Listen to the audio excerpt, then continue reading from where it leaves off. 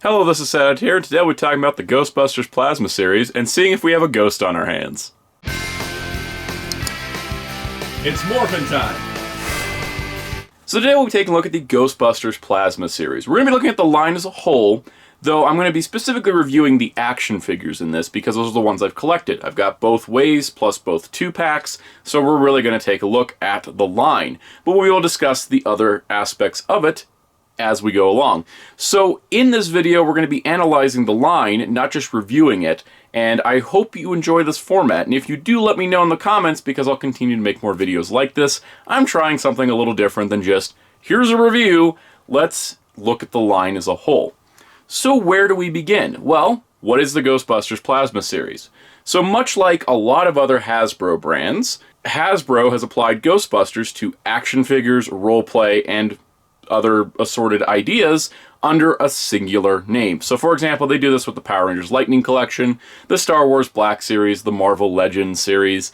It's very common for them to take action figures and roleplay directed at a collector audience and then put it under one label. Hence Ghostbusters Plasma series, because we do talk about ectoplasm a lot in this franchise. And when it comes down to it, the Ghostbusters Plasma series has been a slower roll than some other Hasbro lines. And that's fine with me, because I collect other Hasbro lines, but if you're a Ghostbusters only kind of person, it may seem a little slow that we've gotten, let's see, 12 figures and 2-packs, so that's a total of 16 figures in 2 years. That's a very slow rollout for most lines, but there is reasons behind it. First of all, let's talk about Series 1. Series 1 of the line, the first 6 figures, as well as the roleplay Spengler Neutrona Wand, were announced at Toy Fair 2020. Both of those came out during 2020. The first wave came out around July, when the Ghostbusters Afterlife film was originally set to release in theaters, and the Neutrona Wand followed in September. And with this part of the line, it was very much based on the original film, with the Neutrona Wand kind of being a original and Afterlife. But the first wave is entirely based on the first movie, and it definitely seemed like Hasbro wanted to get Ghostbusters stuff out right when the movie hit. However, they weren't going to cover what was the current film. Now, while plans changed and that movie got pushed, we still did get those figures in July of 2020, so let's take a look at them. Before we begin, I want to note that these figures are 6-inch scale, $20 Hasbro figures, but they are scaling smaller than Marvel Legends, G.I. Joe Classified Series, Power Rangers Lightning Collection, or Star Wars Black Series. Keep that in mind as we go forward. First figure in the line is Peter Venkman from the original Ghostbusters film. Overall, the figure looks pretty nice and has most of the accurate details you'd expect. He comes with a Proton Pack, of course, and this one will be reused for all of the main Ghostbusters in the first 2 series of the line. You can put the Proton Pack on, it's a little weird, but once you get the hang of it, it's not too bad and you get sort of used to it. And his articulation allows him to reach the Neutrona Wand, which is really, really cool. Speaking of that articulation, Peter Venkman's articulation is pretty solid, and it is the same for the main 4 Ghostbusters, and it's basically the standard Hasbro articulation scheme. This does mean that they can hold the Proton Wand pretty nice, and he is ready for some Ghostbusting. The unique accessory that Peter comes with is the Ghost Strap. It doesn't open up or anything, and it's kind of hollow on the inside, but he can hold it pretty well, and that's pretty cool. Next up, we have Ray's Stance, also based on the first film, and he has a really nice look. He uses some different parts than Peter Venkman, which is really cool. His exclusive accessory is the Ecto Goggles, which fit well over his eyes and on top of his head. Next up, naturally, is Egon Spengler. He is also based on his first movie look, with some different parts than the other 2, but they do share some pieces in between. It's the nature of the costumes. Spengler's exclusive accessory is the PKE meter, which he can hold nicely and also clip to his belt. So the last original Ghostbuster, Winston Zeddemore, my personal favorite, is looking pretty nice in the figure line. What's cool about him is, unlike the others, he actually comes with the proton stream to attach to the Neutrona Wand. But that's kind of weird because he's the only one that has one, so the team's a little off-centered. But we'll fix this later. The next figure is Dana Barrett. Excuse me, there is no Dana, only Zool. I understand, and it's actually a really cool figure. Unlike previous attempts, she's not mostly a statue and has some articulation, which turned out pretty cool. The last figure in Wave 1 is Gozer the Gozerian. They look incredible. I actually think this is one of the best looking versions of Gozer in figure form. And what's really nice is they have extra articulation beyond the main Ghostbusters, so they can get into some really creepy cool poses. Plus, lightning fingers. What's better than that? Collecting all 6 figures in Series 1 will let you build a Terror Dog, specifically Vince Clortho, who looks very nice here on display. The articulation scheme for the Terror Dog is actually pretty impressive. And overall, I gotta say, it's a very close look to the movie. Plus, Vince makes a great companion to Gozer. Following Series 1, there was a Hasbro PulseCon exclusive Tully's Terrible Night 2-pack. The first figure, of course, is Louis Tully. What's really nice about Tully is he has a very good range of articulation, plus he comes with that crazy brain helmet that Peter put on him. And he makes a great companion to There Is No Dana, Only Zool. Unfortunately, the Terror Dog coming in the pack is Vince Clortho, which is accurate to the film, but that sadly means we have 2 of the same Terror Dog now. Overall, the 2-pack is nice, and it was a good way to do it, but I have to wonder why Zool wasn't the one in the Build-A-Figure wave if Vince Clortho was going to be with Tully. Conclusively, Series 1 of Ghostbusters Plasma Series, I really like it. I think that including Dana and Gozer were inspired choices instead of just including something like Slimer or the Stay Puft Marshmallow Man. Now, as the world progressed past Toy Fair 2020, obviously Ghostbusters Afterlife did get pushed. It originally, I think, got pushed to fall 2020, then into 2021. All kinds of craziness I'm not going to worry about tracking here.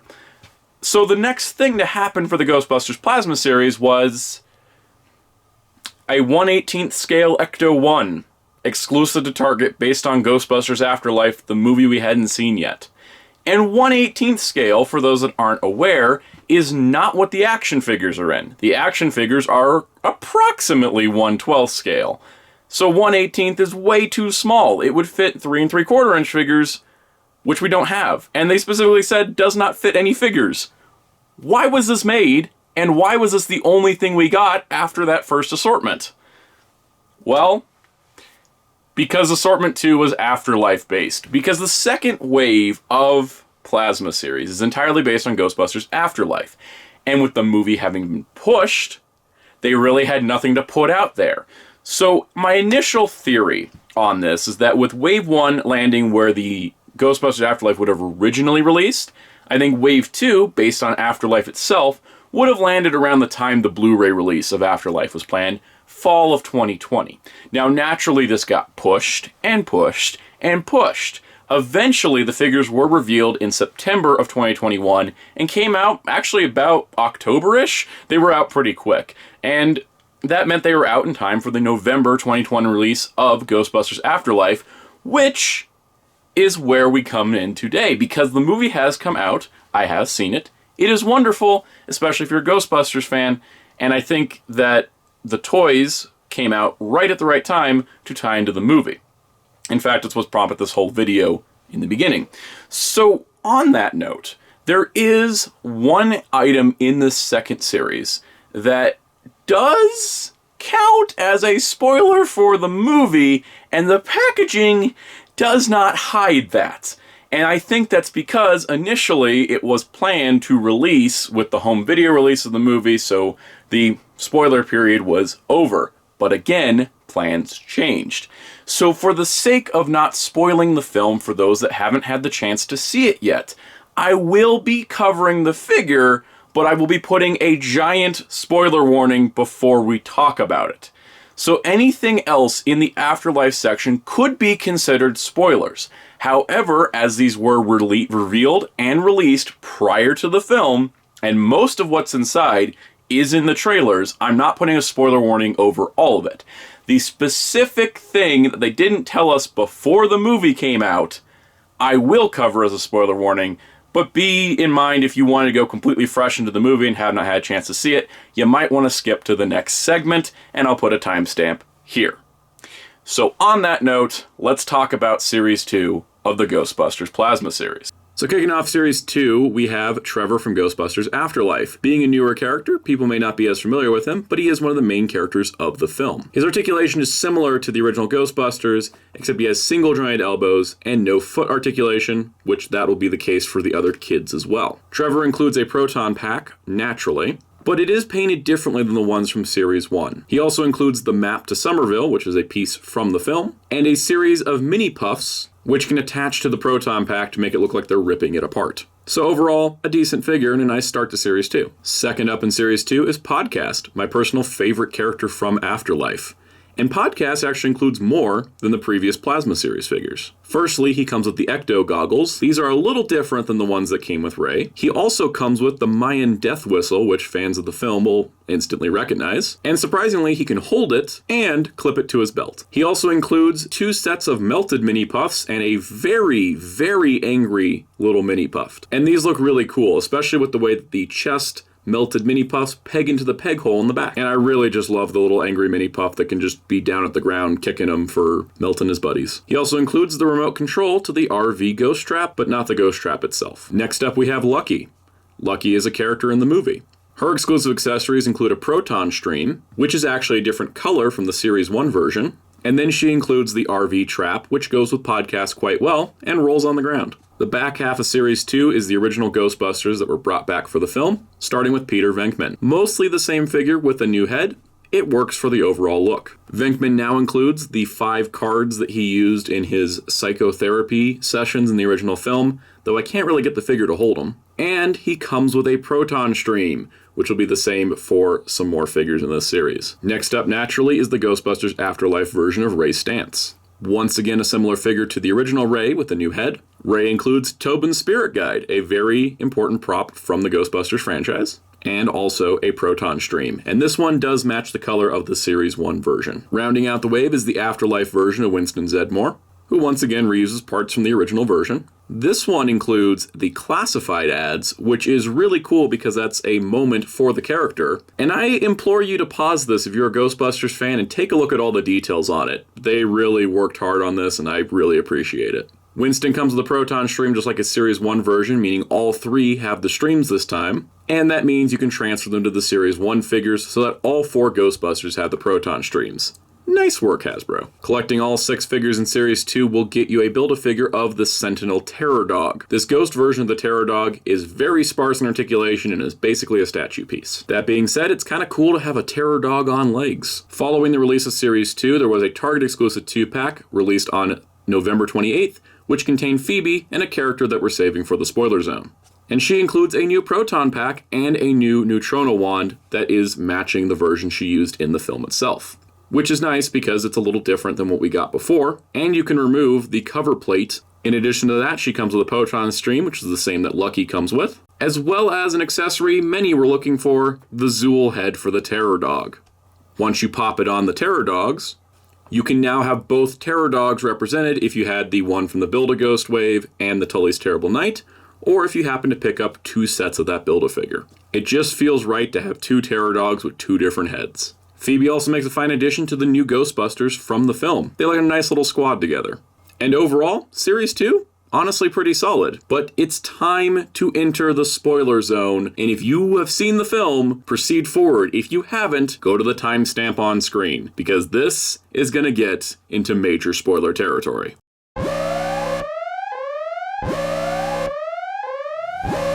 Welcome to the spoiler zone. The other figure that comes with Phoebe is the ghost version of Egon. While I won't be discussing things about the film itself, the action figure version of Ghost Egon is really well represented. Naturally, it reuses a lot of parts of the original Egon with a new head, and a really nice transparent body and paint job. He comes with a jar of the fungus spores, which is really neat. He also comes with the Zapper version of the PKE meter, which as you can see is a different mold from the previous PKE meter, and honestly makes a good accessory for podcasts more than anything. And he comes with the chest piece when his ghost spirit first manifested. Overall, Ghost Egon and Phoebe make a great 2-pack, and it kind of feels like he's there in spirit with the other Ghostbusters, and they can all defeat Gozer together, which is pretty dang cool. Overall, Series 2, with both figures included here, is a very nice package to fill out not only Afterlife, but fill in the gaps that the first series left behind. Overall, I'm very happy with what we got here with the Ghostbusters Plasma series, but I hope that's not the end of it.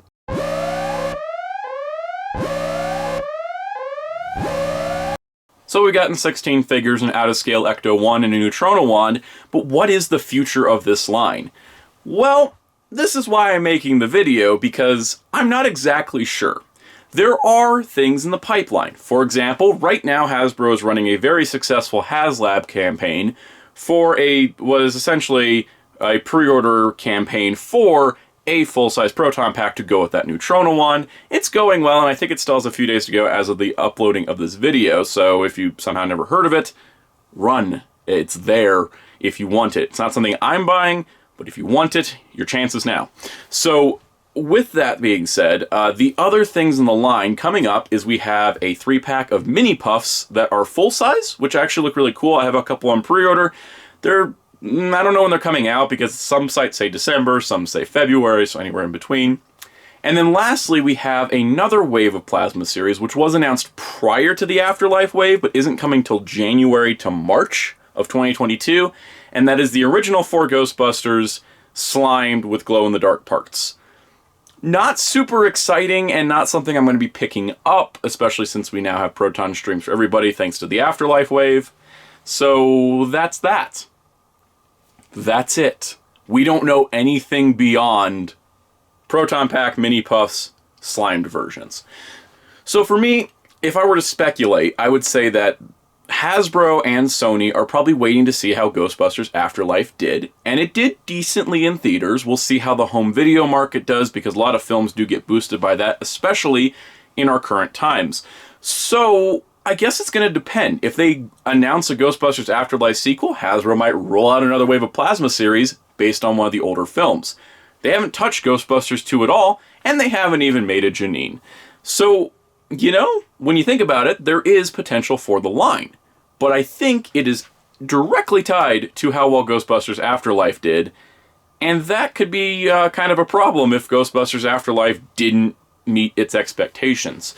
So, depending on how all that goes, I guess the question is, does it have a future? It could. Here, let me just speculate a third wave, or a third new wave, not repaints. Build a Ghost Slimer, because we have the slime versions, right? You could do Janine, Janine from Afterlife. You could do, let's see, Lewis in his Ghostbusters 2, like, Ghostbuster uniform. So you can get, like, a non-possessed version. Walter Peck, because he's iconic for a certain dialogue I'm not going to say on this channel. What can we do? Vigo the Carpathian, that's another good one. And let's do Paul Rudd's character, Gary Gruber, from Afterlife. Why not? Just start mixing them together. There's certainly potential here, so I hope that we get more. There is certainly an opportunity for more, but we'll see how it goes.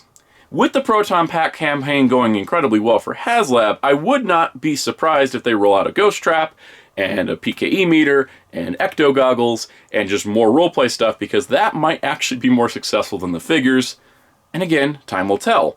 And who knows, maybe the next HasLab will be an Ecto 1 with parts to convert it to be the original or the Afterlife version. Or it'll be just 2 of them, or it'll be exclusive to Target for some reason, and hard to get. I just hope it's in scale this time, because if we're going to get an Ecto 1, it might as well be sized correctly. So, wild speculation aside, there is potential for the Ghostbusters Plasma series, but is there a future? Inconclusive. But at the moment, I guess we'll just have to wait and see, because I don't think slimed versions is a good sign that the line has healthy legs to keep producing more figures, unless there's a successful movie involved. So, time will tell, and if there is more Ghostbusters Plasma series, I guess we'll talk about it on this channel, unless this video flops and this is all for nothing and nobody cares, in which case you may never hear about this again. But if you want to make sure this video doesn't flop and you want to see more Ghostbusters content, be sure to hit the like button. It's the easiest thing to tell me that you like the video. Be sure to subscribe and hit the notification bell, because that helps you keep up with future uploads on this wonderful channel where we cover a wide variety of topics. And thank you so much to everyone that already is subscribed, everyone that comments and likes the videos and shares them on Twitter. I appreciate all of you. And on the last notes, check out Hero Club at hero-club.com for sci-fi news and more. Check out my awesome graphic designer on Twitter at darkclaw643. And until next time, this is Soundout saying goodbye.